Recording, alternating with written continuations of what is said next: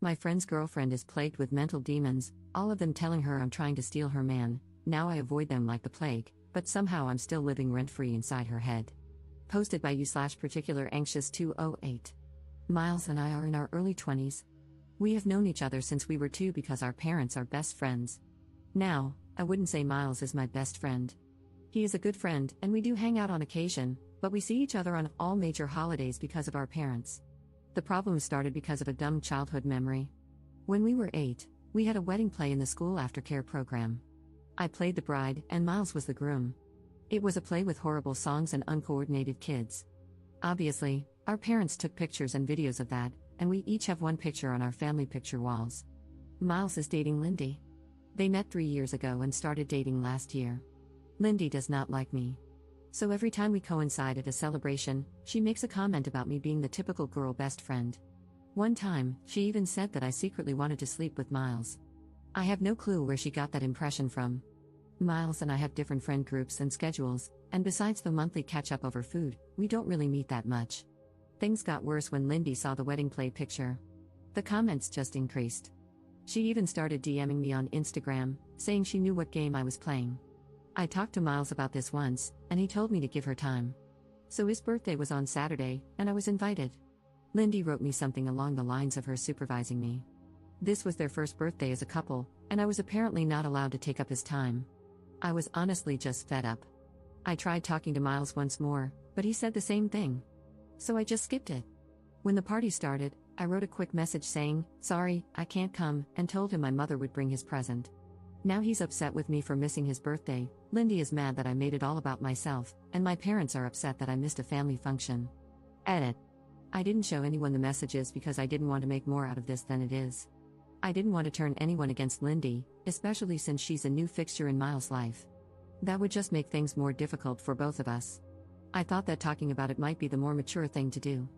My parents aren't mad at me or blowing up my phone. They, along with Miles' parents, were just bummed out that this was the first birthday I ever missed. As for why she's jealous, I have no idea.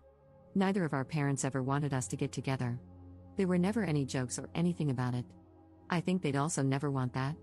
The wedding play picture is in the living rooms because they loved it, and it was our first play. Update 11 days later. I'll update you on the first part and clarify some things later. After my post, I talked to Miles. At first, he was kind of mad and thought I had been blowing things out of proportion. We came to the conclusion that we should distance ourselves while he figures things out. Mainly because I didn't want the added stress of petty drama. Then I talked to my parents and explained to them what was going on. They were really upset by how Lindy treated me. Obviously, they weren't going to get involved, but it was nice to get that off my chest. Then, nothing else happened until Tuesday evening. Wednesday was a holiday, so some of my friends took the opportunity to go to an Irish pub to do karaoke. At some point, my best friend and I went to the bathroom to pee and touch up our makeup. Then Lindy and some of her friends walked in and kind of cornered us. It wasn't pretty. They started loudly talking about man stealing beaches and how some women were just born to be homewreckers. They talked about how pathetic it is to pretend to be a guy's friend just to sleep with him, and how pick-me girls are the worst. They kept edging us physically into the area by the hand dryers while pretending we weren't there. My best friend eventually had enough and just pushed through them, pulling me behind her. We were almost back at our table when Lindy came up behind me and pulled my hair, causing me to fall backward onto a metal footrest. It hurt so much that I started to see white. Then a girl next to Lindy poured beer on me. I can't really tell you what happened after that, but there was a scuffle, and someone dropped one of those heavy pint glasses on my head. Lindy and her friends were taken away by the police, and I was taken to the hospital. My parents were furious, as were Miles' parents. They both came to the hospital. I was severely concussed, my nose was fractured, and the worst thing is that I have a hairline fracture in my back. I stayed in the hospital until yesterday morning. Miles tried calling me several times, but my parents told him not to visit me right now. I did get an official notice stating that there's now a legal case against Lindy and one other girl for assault and public disturbance in the bar. So now I'll have to deal with all that legally. I finally talked to Miles. Long story short, those of you saying Lindy isolating him was a sign of an abusive relationship were right. He told me all the things she said to him to make him feel awful. She would freak out about anything in her life and take it out on him. She would scratch and bite him when she was mad. Our talk ended with both of us crying and apologizing. We're going to be closer again. At least we can talk about these things more openly. He broke up with her and is staying at my parents' house. So that's it for now. Second update 3 months later.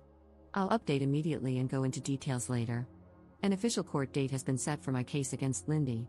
It took 2 months to get, and it's still some months away, but at least it's something. Our lawyer said that Lindy is probably not going to jail since she's a first-time offender. If she does go to jail, it would be for no more than 3 months. Most likely, she'll have to pay a fine equivalent to 100 days of her income or something like that. I've let my father handle this 100% because I don't have a head for it.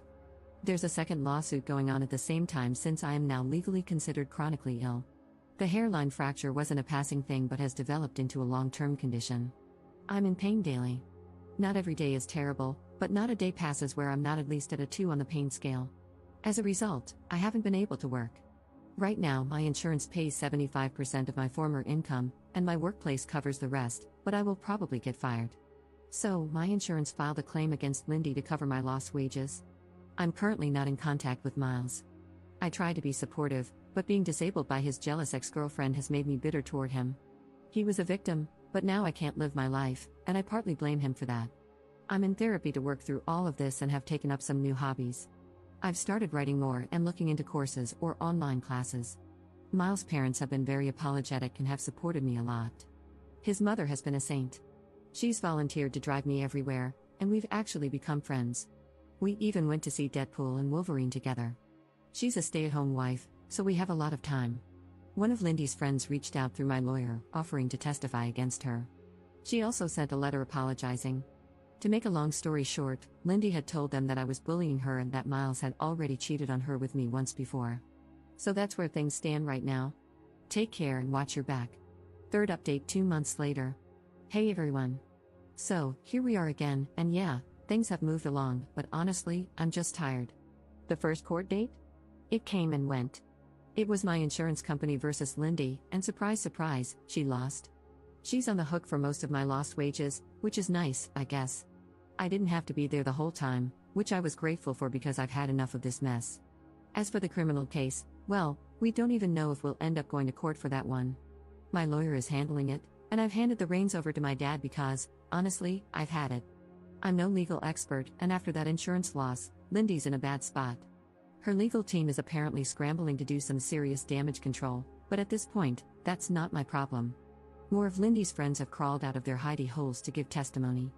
Turns out this wasn't her first rodeo. Another girl came forward with evidence of Lindy pulling similar stunts back in high school. This poor girl was just sitting next to Lindy's then boyfriend, being a normal human, and Lindy went off the rails, starting rumors and even spreading literal breadcrumbs on her table to trigger her celiac disease. Yeah, she's that kind of psycho. No one could prove it at the time, but now, with all these friends popping up, it's all coming to light. And believe me, these girls didn't have some moral epiphany, they're just terrified of getting fired or having anything negative pop up in their records. The receipts are coming out, and it's getting uglier by the day. Now, let's talk about Miles, because that's a whole other dumpster fire. I'm still not speaking to him. Turns out he's known for a while that Lindy was threatening him with bad things if he didn't cut me off and make his parents stop talking to me. And this idiot laughed it off, thinking she meant breaking up with him or something. But no, she was dead serious. She even started stalking me and one of his cousins. She made a fake profile and was sending cryptic messages to his cousin. What did Miles do? He talked her down. Yeah, that's it. She kept giving him ultimatums, and he just rolled with it. So, yeah, I'm even angrier at him now. He knew she was unhinged and didn't do a damn thing about it. He let her spiral while I got dragged through the mud. His dad finally got involved and dragged him to the police, where they filed reports about all the crap Lindy pulled. They have evidence now from the stuff with his cousin and even photos from when Lindy got physical with him. So, at least something's happening on that front, but it's too little, too late if you ask me. As for Lindy, well, she's gone radio silent. Except for TikTok, of course. My friends keep sending me her cringy videos, and it's honestly kind of disturbing. She's acting like nothing's happening, like her whole life isn't unraveling. She's got a new boyfriend now, and they're making those awful lip-sync videos together. I think she's living at his place, but who knows? Maybe her parents cut her off. Wouldn't be surprised. Oh, and the guy? Yeah, one of my friends looked him up. Let's just say he fits right into her pattern. As my grandma would say, there's a lid for every pot. On the health front, still nothing good to report. My pain hasn't improved, and I'm now waiting for a surgery appointment, which looks like it'll be early 2025. The pain is radiating to my left hip now, which is just great. I feel like that sad little dog from the Black Cauldron. But, hey, silver lining, I've made friends with a few of the nurses who work with me. One of them braids my hair, which is kind of sweet. I'm also seeing a physiotherapist regularly, mostly for massages at this point. It helps, but some days I feel like I'm just patching myself together with duct tape. The therapist suggested I start doing pool exercises, so now I'm in an aqua aerobics class for seniors. No, there isn't a disability-specific class in my town, and frankly, I didn't feel like looking too hard. The old ladies are a riot, though. Well, except for one who always looks miserable, but honestly, I'm not one to talk. One piece of good news, I finally got approved for a wheelchair. So, at least I can go out with my friends without feeling like my body is falling apart after an hour. I've also been taking a few university courses for fun and playing way too much Fallout. So, there's that. And that's where we are. It's still a mess, but I'm just doing what I can to get through it. Thanks for sticking around, I guess. Fourth update 5 months later. Hi, everyone. Things have finally settled enough for me to share an update. The court case is over. Lindy was sentenced to actual prison time, with none of it suspended. She also has to pay restitution for my medical expenses, lost wages, and pain and suffering. The court didn't miss a thing. They went through all the evidence, testimonies, and even the messages, and it was clear who was at fault. I cannot tell you how much of a relief it is. During the trial, Lindy claimed I had been bullying her and that I planned the pub incident to ambush her in the bathroom where there were no cameras. She said I struck first. 2 of her friends backed her up, but the third one, who was also part of the attack, ended up telling the truth to avoid harsher punishment. It was obvious their stories didn't line up, and when the outside CCTV footage and witnesses from the pub were brought in, her whole narrative fell apart. The court didn't buy it, especially with all the messages Lindy had sent me before the incident. She could not explain why someone supposedly bullying her would also be the one receiving threats from her. It also came out that Lindy and her new boyfriend had been intimidating witnesses. He even messaged me on Instagram, trying to get me to say something incriminating or admit to something I didn't do. At first, I didn't realize who it was, so I replied briefly, but once I figured it out, I stopped immediately. Thankfully, I had already handed over everything to my lawyer, so it was documented. Watching her lawyer try to frame her actions as acting out under stress while knowing she was tampering with the case was surreal. There was a moment outside the courtroom where my parents and Lindy's parents talked. It wasn't an argument, but it was uncomfortable. My parents pointed out how everything presented in court made it clear what Lindy had done. Lindy's parents didn't argue back, but they seemed completely out of their depth. They mentioned being shocked by how much she had escalated things and admitted they hadn't understood how serious it was. They've taken on the financial burden of her restitution, which means I know the money for everything will come through. It's hard to say if they're doing it out of guilt or to protect their image, but either way, it's one less thing for me to worry about. Adjusting to my new normal has been a mixed bag. The chronic pain is still there, and my surgery isn't happening for a few more months. I've also been dealing with the endless back and forth of German bureaucracy. My insurance keeps sending letters asking, "Hey, you still disabled, lol?" As if chronic pain and an unhealed fracture could magically fix themselves. Every time I think I'm done explaining my situation, they send me another form to fill out. It's exhausting, but my doctors have been really supportive and always help me get the paperwork sorted. Some days are harder than others, and there are moments when I feel sad about how much my life has changed. A few months ago, I was stuck in that sadness, angry all the time and constantly thinking about how unfair this all is. I think I was grieving the life I thought I would have. Now, though, I've accepted that this is my life, and even if I never fully heal, I know I'll manage. I'm not letting Lindy take up any more space in my head than she already has. I've started focusing on things that make me happy again. My friends and I started a Dungeons & Dragons campaign, and they come over to my place to play. They're so patient when I need breaks or when the pain gets bad. Through that group, I met someone.